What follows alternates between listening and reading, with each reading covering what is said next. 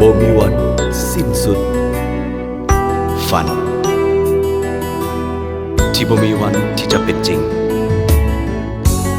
และคำถามที่บ่มีคำตอบทั้งหมดนั่นคือปริศนาใจ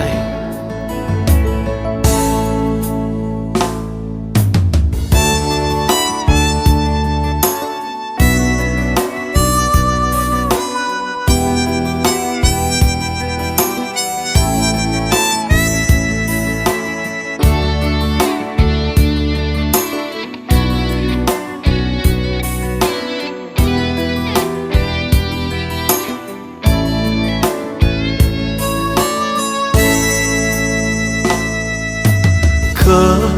ตั้งคำถามเสมอมาเคยตั้งปัญหาถามใจว่าเรามีความสำคัญมากน้อยเพียงใด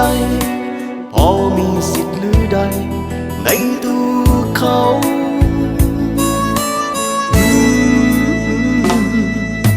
หรือเป็นได้เพียงคนเอาใจหรือเป็นหุ่นใสให้เขาหรือเป็นคนสำหองหักอารมณ์เมื่อยามเหงาพอเขาหายซึมเศร้าเขาก็ลืมไป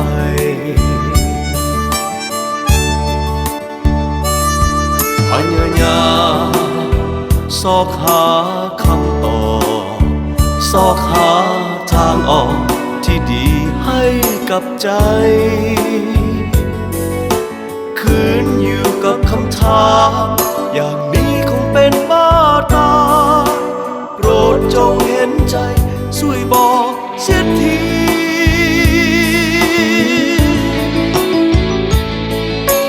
ฮักก็บอกว่าฮักบ่ฮักก็บอกซะดีๆอย่าปล่อยให้มี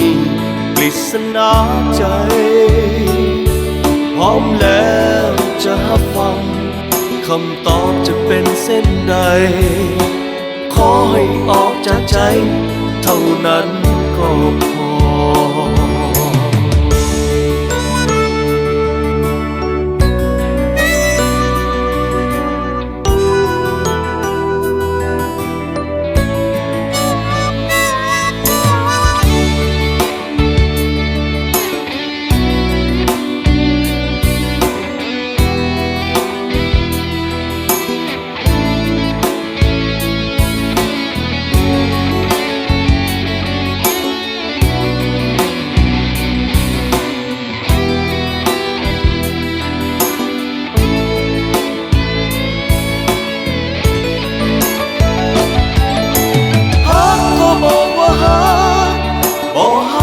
บอกซะดีๆอย่าปล่อยให้มีปริศนาใจพร้อมแล้วจะรับฟังคำตอบจะเป็นเส้นใดขอให้ออกจากใจเท่านั้นก็พอฮักก็บอกว่าฮักบ่ฮักก็บอกซะดีๆอย่าปล่อยให้มีปริศนาใจพร้อมแล้วจะรับฟังคำตอบจะเป็นเส้นใดขอให้ออกจากใจเท่านั้นก็พอพร้อมแล้วจะรับฟังคำตอบจะเป็นเส้นใด